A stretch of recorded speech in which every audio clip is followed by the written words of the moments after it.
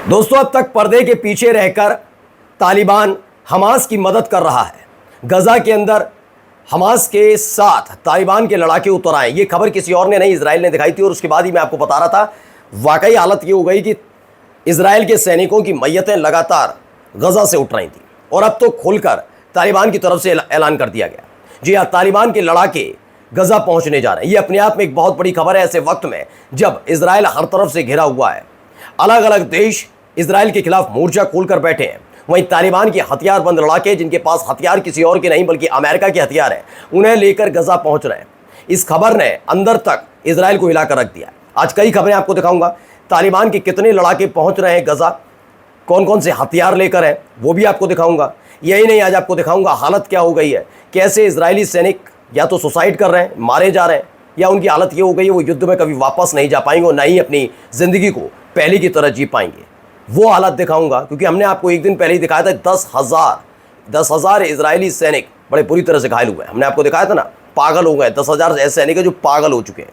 उसी का एक पक्का सबूत आया है और आपको दिखाने जा रहा हूँ कि अमेरिका का सबसे खास दोस्त ब्रिटेन ने भी मोर्चा खोल दिया अमेरिका के खिलाफ। और अमेरिका का एक बड़ा अधिकारी, उसने मुंह पर इस्तीफा दे मारा है कि अब हमसे ना हो पाएगा। नमस्कार, मैं हूं प्रज्वल गौतम और आप देख रहे हैं टाइम्स एक्सप्रेस। वक्त का पहिया घूम गया। कल तक फिलिस्तीनी पीड़ित कहलाए जाते थे, इसको मार दो, उसको मार दो, यहां मारे जा रहे हैं, वहां मारे जा रहे हैं। आज इजराइल बिलबिलाया हुआ है, उसे कीमत चुकानी पड़ रही है। कीमत क्या है? पहली कीमत की तस्वीर देख लीजिए। एक हंसती मुस्कुराती महिला जिसकी उम्र हो चुकी है अब 30 साल, लेकिन अपने 30वें बसंत में वो बेचारी अब उठ पकड़ चल नहीं पाएगी। जी हाँ, इसी व्हील चेयर पर उसकी ज़िंदगी है। दोनों उसके पैर आप देख सकते हैं कैसे हो चुके हैं। और इसके बावजूद हालत देखिए क्या है। ये दावा किया जा रहा है कि इस लड़की के साथ के ऊपर हमला हुआ था। और उसके बाद कर्टसी वॉरफेयर एनालिसिस ने लिखा, कर्टसी ऑफ एआई कसम एंड एसोसिएट्स, जिसमें ये रोती हुई नज़र आ रही है, क्योंकि भाई रोना तो पड़ेगा भाई, हालत ऐसी हो गई है। इसको लेकर एक दावा आप देखिए जो तालिबान की तरफ से ऐलान किया गया, सुनिए। तालिबान सेज वेस्ट इग्नोर्स, पश्चिमी देशों ने हमेशा इग्नोर किया इजराइल जो गजा के अंदर बच्चों और महिलाओं की हत्याएं कर रहा है। ये पूरी तरह से महिलाओं के जो अधिकार हैं, जो जीने का अधिकार है, उसका उल्लंघन है। इसीलिए अब तालिबान गजा में कभी भी एंट्री कर सकता है। इस बात की खबर निकल कर आई है। इससे पहले भी मैंने आपको दिखाया है, किसी और देश ने, किसी और ने कहा हो तो बात अलग है। जब अचानक से हमास ने इजराइल पर तगड़े हमले करने शुरू किए गजा में, तभी ये खबर निकल कर आई। इजराइल ने बताया कि तालिबान के लड़ाके गजा पहुंच गए और हमास को वो हथियार थमा दिए हैं या फिर खुद भी हथियार लेकर पहुंचे हैं, जिन हथियारों के दम पर उन्होंने एक वक्त में अमेरिका को खदेड़ दिया था। फिर अमेरिका अपने हथियार छोड़कर भाग गया। दरअसल मैं पहले भी बता चुका हूं कि तालिबान के साथ ये दिक्कत पहले भी थी, क्योंकि वहाँ के जो इंटेलिजेंस ऑफिसर्स थे, जब अफगानिस्तान छोड़कर अमेरिका आया था, तब उनके अधिकारियों ने बताया था कि अफगानिस्तान में तालिबान से लड़ना बड़ा मुश्किल था, क्योंकि उनके ऐसे ऐसे ठिकाने थे जिनके बारे में हम सोच नहीं सकते थे। और यही वजह है कि सबसे भारी नुकसान अमेरिका को अब तक अफगानिस्तान में उठाना पड़ा। हर जगह उसने किसी न किसी तरह करके सीज फायर, कभी कुछ करके अपनी इज्जत बचाकर भागा।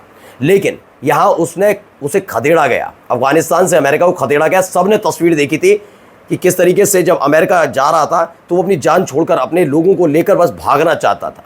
वो तस्वीरें हमने देखी थी, हवाई जहाज के प्लेन में लटक लटक कर लोग जा रहे थे, भाग रहे थे। ये हमने देखी थी ना तस्वीरें। अमेरिका पर इतना भी वक्त नहीं था कि वो अपने हथियारों को, साजो सामान, जो सबसे घातक हथियार माने जाते हैं दुनिया के, उनको लेकर जा सके। और वो फिलहाल तालिबान के पास है। उन्हीं हथियारों से अब वो हमास के जरिए इजराइल के सैनिकों को ढेर कर रहा है। जो रणनीति उसने अमेरिका के खिलाफ अपनाई थी, अब वो गजा को दे चुका है और गजा वही रणनीति इजराइल के सैनिकों के खिलाफ अपना रहा है। इसीलिए लगातार ऐसी खबरें निकल कर आ रही है सामने। अब देखिए ये क्या कह रहे हैं, इनको पहले इनका बयान सुनिएगा। My name is Hani Nofal. I was a submarine officer for over 10 years, and I resigned in November 2023 during the Biden administration when I recognized very early on that this was in fact a genocide, and the United States government was fully and unequivocally backing that genocide. दरअसल ये US के, America के navy nuclear submarine officer हैं जिन्होंने गजा के मुद्दे पर इस्तीफा दे दिया है। गजा में जिस तरह से नरसंहार चल रहा है उसको लेकर अमेरिका के न्यूक्लियर सबमरीन ऑफिसर ने रिजाइन दिया। उन्होंने क्या कहा, मैं बिल्कुल सपोर्ट नहीं कर सकता, I don't support what the US government has been promoting in Gaza for the last 22 month. उन्होंने कहा 22 महीने से जो कुछ अमेरिकन गवर्नमेंट गजा के लोगों के साथ कर रही है, मैं उसे बर्दाश्त नहीं कर सकता और उसे अब सपोर्ट नहीं कर सकता। यानी आप सोचिए, अमेरिका की खुद की सेना में बगावत हो रही है। इससे पहले तकरीबन 8 महीने पहले एक खबर आई थी जिसने जो बाइडेन की सरकार को हिलाकर रख दिया था। तब जो बाइडेन की सरकार के वक्त जिस तरह से हथियार इजराइल को भेजे जा रहे थे, उसके बाद तस्वीरें निकल कर आई थी कि कैसे एक अधिकारी ने, सेना के एक बड़े अधिकारी ने सुसाइड कर लिया था अमेरिका की सड़क पर ही। ये एक खबर दहला देने वाली थी और उसमें था कि वो अब फिलिस्तीन के खिलाफ एक चीज़ भी नहीं कर सकता, वो नहीं है युद्ध लड़ने के लिए या फिर रणनीति बनाने के लिए तैयार है। और अब देखिए एक एक करके इस्तीफे गिरे। How can we claim to uphold human rights while enabling war crimes. उन्होंने कहा कि वॉर क्राइम्स को कैसे इनेबल, ह्यूमन राइट्स को इनेबल करके वॉर क्राइम्स को इनेबल कैसे किया जाए, कि मतलब ह्यूमन राइट्स को पूरी तरह से दबा दो और वॉर क्राइम को सपोर्ट करो, ये हमसे ना हो पाएगा। यानी अभी तक केवल इजराइल के अंदर बगावत, इजराइल के सैनिकों में बगावत। मैंने पहली तस्वीर आपको दिखाई कैसे इजराइल के सैनिक नाराज़ भी हैं, पागल हो रहे हैं, युद्ध नहीं लड़ना चाहते तो उन्हें जेल में ठूस दिया जा रहा है। कुछ पागल हैं, वो जानते हैं कि जेल में ठूस दिया जाएगा, इतने अवसाद में चलेंगे, गोलियां मार ले रहे हैं अपने आप को या किसी और को, दूसरों को, या फिर वो हमास के हाथों मारे जा रहे हैं। ये तमाम चीज़ें हो रही हैं। अब यही काम अमेरिका में भी हो रहा है। इन सब के बीच अमेरिका के एक खासम खास दोस्त ब्रिटेन की तरफ से एक बड़ा झटका अमेरिका को दिया गया। खबर क्या है, prime minister sir Keir Starmer है, उन्होंने अनाउंस कर दिया द यूके विल रिकॉग्नाइज फिलिस्तीन as a state by the United Nation meeting in September. उन्होंने कहा है कि यूएन की तरफ से सितंबर में जो बाकायदा इसके लिए मीटिंग बुलाई जा रही है, यूके ने कह दिया, यानी ब्रिटेन ने कहा है कि हम भी फिलिस्तीन को मान्यता देने जा रहे हैं एक देश के तौर पर।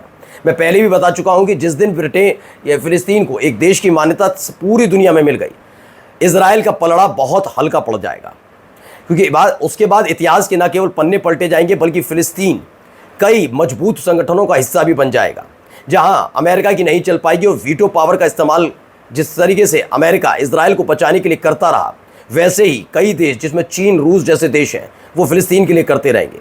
यानी जो प्रतिबंध, जो चीज़ें हैं, इसका इस्तेमाल करने की कोशिश अमेरिका वीटो पावर के जरिए इजराइल के लिए करता है, वही काम अब फिलिस्तीन के लिए होने लगेगा। इसीलिए अमेरिका भी बौखलाया हुआ है, डोनाल्ड ट्रंप बौखलाए हुए हैं, इजराइल बौखलाया हुआ है, बेंजामिन नेतन्याहू बेचैन नजर आ रहे हैं। अब तो ब्रिटेन के प्रधानमंत्री ने भी ऐलान कर दिया कि वो फिलिस्तीन को देश की मान्यता देने जा रहे हैं।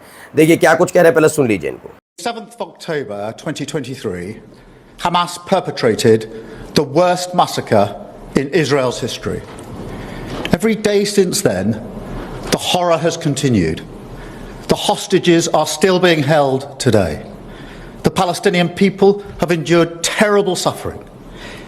Now, in Gaza, because of a catastrophic failure of aid, we see starving babies, children too weak to stand, images that will stay with us for a lifetime.